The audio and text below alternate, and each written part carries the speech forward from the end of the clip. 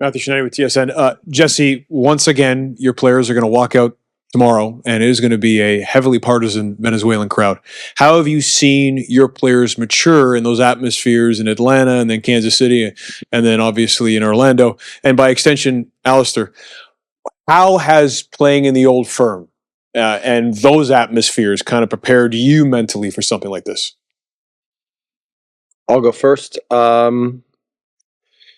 Yeah, Alistair and I were speaking on the way here that we're looking forward to getting back and playing in Canada. And since I've been here, we've had 5 matches that have no doubt felt like we've been in away matches. But I think we've talked about being stable, about moments when the opponent is gathering momentum, that we stay focused and concentrated at important times, and we find ways to kill momentum, mostly with the way that we play. And I think that the team has shown real maturity in the last 5 matches in that sense, and grown more and more. And look, for me, the Chile match, of course, we got an early red card, but this was a pretty complete performance from start to finish. We didn't give too much away. We created some great chances. Of course, we didn't get the goal that we wanted, but for me, in terms of tactically and the quality at which we played in the match, I think we've now started to show more and more what we think and what I think we can look like as we continue to move forward. Then I'll go to you. Yeah, and in terms of for myself and the other guys in the team, I think that now we've got so many guys playing in Europe now and playing in these big matches, and even for the guys that play in the MLS, whatever league they're in, I think that honestly, you know, with how our fan base works and how diverse Canada is, even our home games have been really difficult. And so I think that most of our matches with the national team have always been kind of in these kind of environments. And I think that has helped us in the long run, so that you do come and play the Argentinas, you know, Peru, Chile, whoever it is, and probably again here against Venezuela, is that we are ready for that because it's almost become the norm to us. So it's not something that's going to surprise us. It's not something that we're going to look at and go, oh, where are the Canada fans? We know they're there. They're just maybe in a smaller number and a bit more polite and quiet in a way.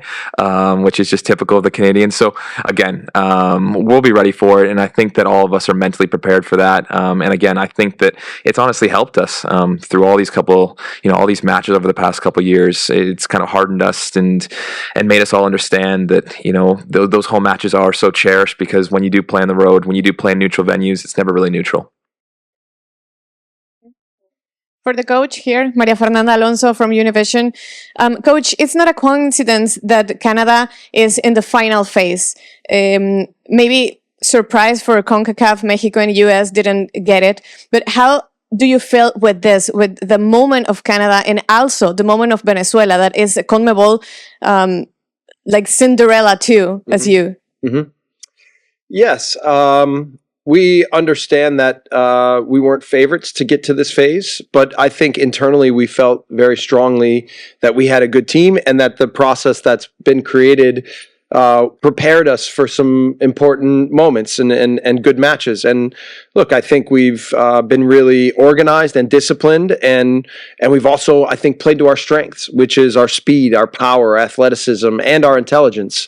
So we know that the matchup against Venezuela is one that'll be very tight. We respect them a lot. They've had an incredible tournament, and they're also having a great qualification round in South America. We know some of their players from MLS. I also know some from playing in Europe. I've coached Christian Caceres, and I know what a great player he is. So, you know, in so many ways, we're really excited, and we are expecting the best from Venezuela, and we respect them fully and know that this is going to be our most difficult match yet. Aquí. Okay. Buenas tardes. Oscar Giovanni Castro, Venezuela, Imaginación 96.1. Profesor, su lectura y opinión de la selección Venezuela. Y una segunda pregunta. ¿Hasta dónde pudiéramos conocer el porcentaje de preocupación por la situación de Buchanan? ¿Pesa esta baja en su selección?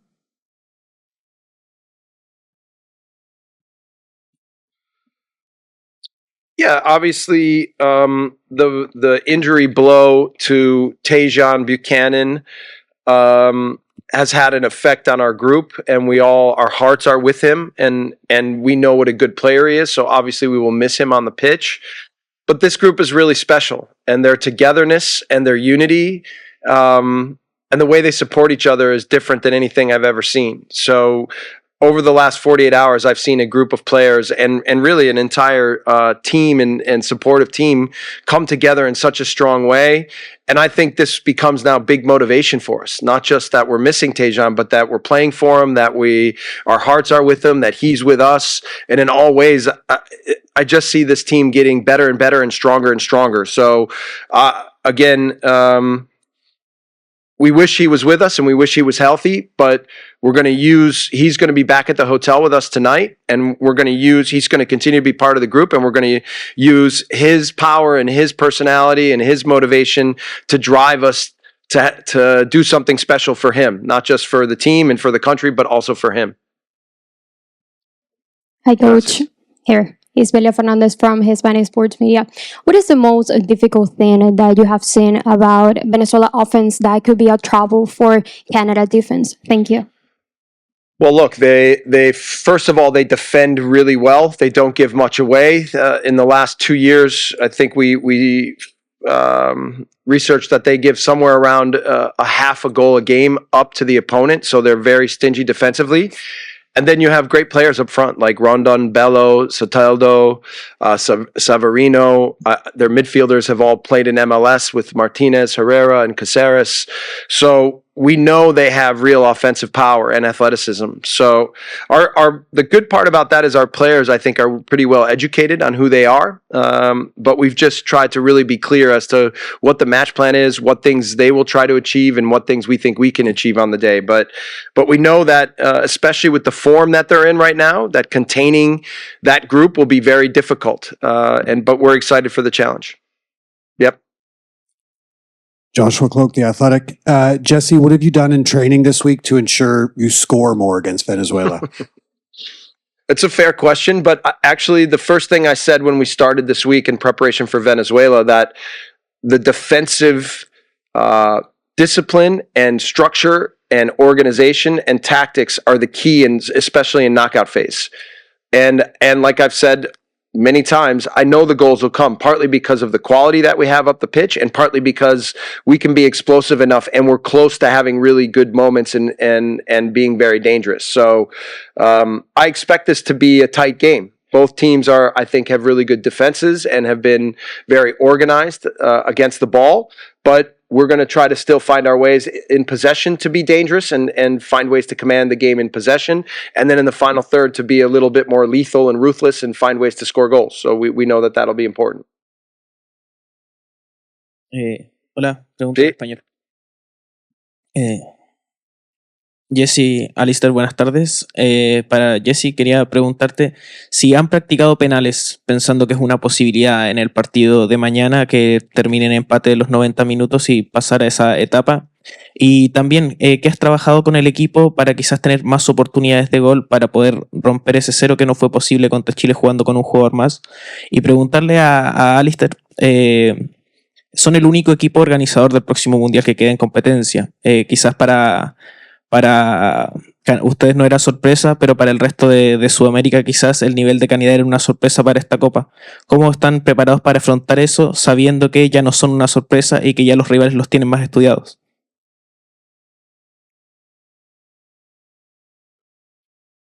You go first. Go first? Yeah. Okay, well, I don't want to forget about Panama because they made it out as well. But no, again, we're really happy. I don't think a lot of people gave us a ton of, of a chance to get out of our group, especially when you look at it on paper. But again, we had the belief from the get-go that this group could and should be able to get out of this group. And so we're happy that we proved probably a lot of people wrong in that aspect. But at the same time is that getting out of the group wasn't our sole aim. We still know that we have, another ceiling, another level to reach, and it comes down to probably scoring goals. That's going to kind of take us to that next plateau altogether. And we know that can come. So the fact that we got out of the group here at Copa America when a lot of people weren't expecting that, and, on the back of not a ton of goals, I think is just a real sign of, how much more we still have to give. So that's an exciting part for me. And again, we look at this match, a very difficult Venezuela side, a team like us in a way that really works hard defensively, and it's been really ruthless. I think their attacking lineup, again, as we talked about, Soteldo, Rondon's a handful, especially as I look at it as a defender. It's a team that we got to be, really prepared for. But at the same time, it's two teams that look at this as a glorious opportunity to really make a deep run in Copa America. So that's something that we're excited by. And again, full respect to the opponent, but at the same time, we really want and believe that we have a chance to do something special in this tournament. And that wasn't just getting out of the group. So it's an exciting time. Yeah, and we've done analytics on our players, on the opponent for penalties. We've worked on penalties this week, so we are prepared in case the match goes to that scenario. And then, I just discussed that. Yes, we have talked and worked on certain things about what we want to achieve in the final third. But again, we know that the key to this match is to be very disciplined and organized tactically and make sure that we don't give anything away. And we believe that over time we will find our chances and find our goals. Yep. Thank you. Gracias. Coach Jesse, Felipe Ramis from No Puedo Tengo Fútbol. I want to ask you about Maxime Crepeau, your goalie. Yeah. I have the luck to be with him week in and week out at the Portland Timbers, and he's very valued at the team and in the MLS. And now he's being picked as one of the top best goalkeepers in this tournament. Yeah. What does he bring to the table for you?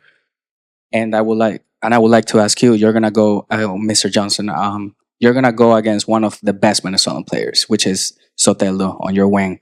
And I just wanted to ask you, how do you prepare yourself going against probably one of the best players in the continent at the moment? Thank you.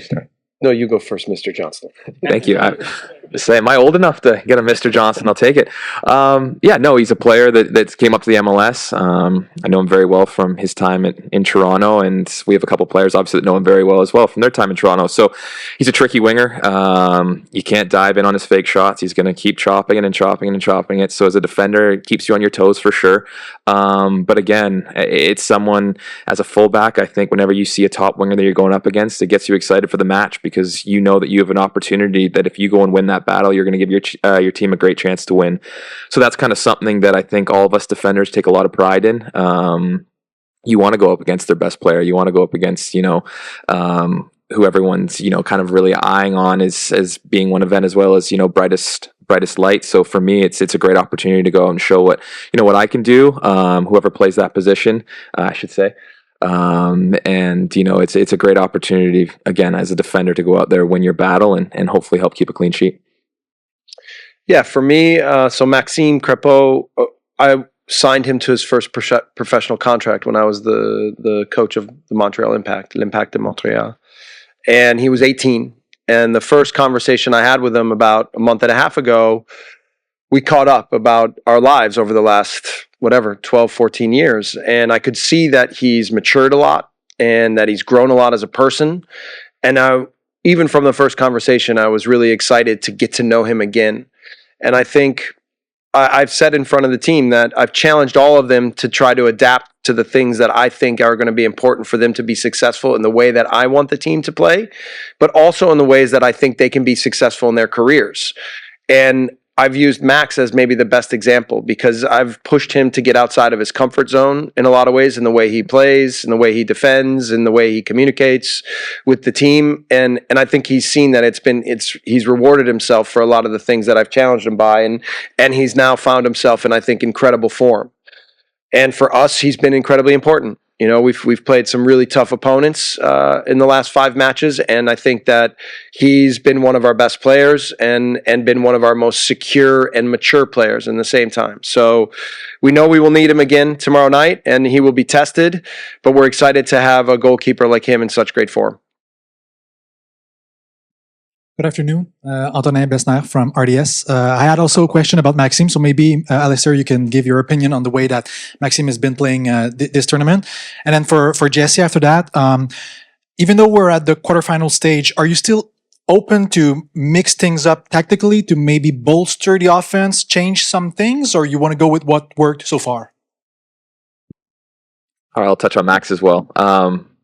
Especially as a defender, he just fills you with such confidence. There's just so many moments throughout this tournament where he's kept us in games or made just a massive save that can kill a game, for example, like the one at Chile, just that's the one that really springs to mind. A ball got hung up, and I'm a fullback and thinking that's my worst nightmare. A ball getting hung up in the 90th minute. I'm flat-footed, and I know that I've got two guys around me who are going to be, licking their chops to dunk that one on me. And he comes out, one hand grabs it, and just calmly falls on it. And it's things like that where so many keepers would have just backpedaled onto the line and said it's not my problem. Max is in such good form and such a good, just technical keeper that he got his lines right, he got his angles right, knew that he could go out and get it, and made a massive play that, to a lot of people watching that game, it wouldn't have felt like anything that special. But for us as defenders, we really appreciate that, because that's the kind of plays that make the difference between winning and losing games. So yeah, he's been massive for us, and hopefully it continues long into this tournament, because when you have a good goalkeeper, anything's possible. Yeah, tactically, we've already played several different formations, and we've had some flexibility. And I know they're comfortable with playing 3 or 5 in the back from the past, so we've gone to that at different moments if we felt it's necessary. But for me, it's more about the concepts and principles and behaviors that we put into the tactics that I'm really challenging them to push their understanding and limits on. And I think that they've done that in a really good way, which then the better they get at understanding how all of the behaviors fit into the tactics, then the more we can have fun with manipulating the tactics at different times to look at opponents and what they present and try to tilt things in our favor tactically. So for this match, I think there will be some combination of some things that we've done over this tournament and in the 5 games we've been together, but there will be some things I think that we will notice about Venezuela where we think we can gain advantages, and we'll try to play the game in certain areas of the pitch, and we'll try to make sure that we can find matchups that we like so that we can tilt the game in our favor. So that's always the goal, and because this team is also intelligent, it's allowed me to build in flexibility with the way we've done things. Esteban Rojas from the international news agency France Press, AFP. I have a question for Jesse Marsch. Okay. When you was coach of New York Red Bulls, the team signed Christian Cáceres. At the time, a very young player, almost a teenager. What do you see at that time in Christian Cáceres Jr.? And what do you think about his evolution? He grew incredibly in the MLS, and now he's in Europe, in France. Yeah. So. Our idea when we brought Christian was we knew that Tyler Adams was going to be moving on, and our idea was kind of to bring Christian Cáceres in to be almost like a Tyler Adams replacement. And they're not exactly the same players, but they have similar qualities. I watched the team a lot after I left and went to Europe, and I watched Christian's development, and certainly when he made the move to Europe, and now when he's at Toulouse. I'm really happy for him. I'm really proud of him. I'm really excited about the player he's become. I'm excited to see him tomorrow, to say hello. He's a really real gentleman and a real good footballer. And at the time, we thought that there was a real hotbed of youth talent in Venezuela. And Christian was kind of the first player that we imagined bringing to New York, but we wanted to create a pathway of finding a lot of the new talent in Venezuela. And now you see a lot of that talent has emerged in the national team and made Venezuela a very good team. So sometimes the fruits of your labor can work against you. But in the end, I'm always happy for the players, and for someone like Christian, who's such a fantastic human being and a hard worker. I'm really happy to see him achieving so much in his life and in his career. Yes. Oliver Platt, One Soccer. Over here, Alistair, you won a quarterfinal in the stadium 3 years ago in the Gold Cup against Costa Rica. Just wondering if you had any memories of that match and the significance of it, and whether this feels like a similar kind of opportunity for this team. I do remember that match very well. We were actually discussing it on the way over here. That was a Junior Hoylett goal and a Stachio goal, I remember. We got obviously really fond memories of that. And again, I think that was almost kind of a coming out to the world kind of party that match was for us a little bit. Not a lot of people, again, gave us a chance against Costa Rica in that Gold Cup quarterfinals. And even then, with kind of a depleted roster, we were missing a couple of the big name guys. We came out there and we showed that we do truly belong. And I think that kind of, surprised some people within CONCACAF. But I think it was also a sign of things to come in that World Cup qualification campaign that followed, and obviously, qualifying for that. So, we got fond memories of that match, and it was another quarterfinal here. So hopefully we can recreate that magic. I'd love another 2-0 win. I don't think anyone would complain about that. So, I think we're going to be in the all white as well. So a lot of kind of flashbacks to that. So I would love another Estacio goal, and unfortunately no Junior after his injury, but hopefully someone else can step up to the plate. Just a little bit about the offense. Take us through the responsibilities, though, that Kyle has in your system, and and Jonathan as well, the work rate that you expect out of them. That obviously you can see their talent and what they've done in Europe, and you know that the goals will be there. But how much you've asked of them to contribute to certain parts of your tactics, and whether you're happy with what they're contributing, outside of those goal-scoring opportunities. Yeah, I've often been told that being an attacking player on my teams is not fun, because I ask them to run the most and work the hardest for the team. And both Kyle and Jonathan, if you want to talk about them specifically, I think have set an incredible standard for what that has meant. And when we credit Max and the back line and the defenders for how we've kept some clean sheets in this tournament and overall, I think you have to talk about the work that those two have put in. But I also know that by defending well from the front, we can also create more turnovers, and we have better connections in the team, which allows us to get out on the transition and use the power and speed of our team as well. And it hasn't added up to the way that I thought it would quite yet. But like I said, my judge of how teams are developing from an attacking isn't necessarily just about the goals. It's about how we're creating opportunities and how we're arriving at opportunities. And for me, we're doing that in every way that I think it will be valuable for us in the long run. And now we've just got to execute some of the final plays. And I know from my experiences of working with talented attacking players like we have, that eventually that will all come together in the timing and the connections and the execution. So I'm more excited, and I'm going to continue to challenge the team to be structured and disciplined and focused on how we can be organized in all moments of the game. That's what's going to be most important for our overall development. Hi, I'm Melanie Antide with The Athletic. There's been a lot of conversations about how Copa América was a great opportunity for the host nations of the World Cup 2026, to capture fans, capture an audience, get everyone excited for the tournament coming up. As the final host nation standing, how important is it for you to kind of capture audiences back home and kind of get them ready, and also to grow the game back home in Canada? Yeah, are you the one that someone wrote about my shorts? Are you the one who wrote about my shorts? No, okay, good. So, that's the one thing I think we've taken a big responsibility in terms of the fact of what it's meant back home. And I think there's a lot of people excited about how the team's performing back home, but we also want to electrify the country, right? So I think the goal scoring topic is a little bit, that's where it comes in a little bit. Like, we want to give the country more moments where they can really celebrate with the team. And so, look, we know we're playing a great opponent tomorrow. We know this is going to be a great game, and it's going to be spirited, and it's going to be hard, and it's going to be organized.